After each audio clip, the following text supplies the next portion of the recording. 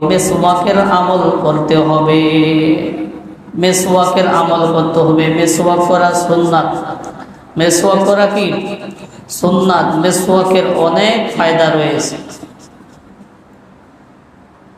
বিশিষ্ট ফকিহ ফতোয়ায়ে শামী লেখক, যেই ফতোয়ায়ে শামী হলো ফতোয়া কিতাবের সবচাইতে গ্রহণযোগ্য এবং নির্ভরশীল কিতাব।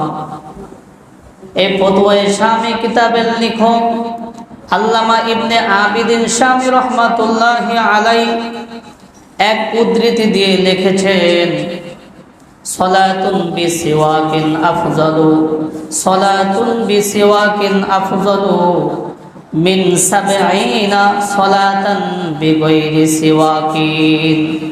আল্লামা ইবনে আবিদিন শামী রহমাতুল্লাহি আলাইহি এক উদ্ধৃতি দিয়ে লিখেছেন, যদি কোনো ব্যক্তি মিসওয়াকের সহিত ওযু করে নামাজ পড়ে তাহলে মিসওয়াক ব্যতীত 70 রাকাত নামাজের চাইতে বেশি সওয়াব রাখে।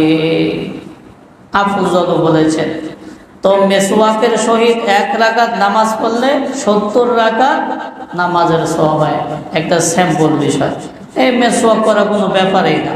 ওযু করতেছি তো 2টা ঘষা মারলাম দাঁতে, আরো অনেক ফায়দা রয়েছে। তো মিসওয়াকের সহিত ওযু করে নামাজ পড়লে 1 রাকাত নামাজ পড়লে 70 রাকাত নামাজের সওয়াব হয়।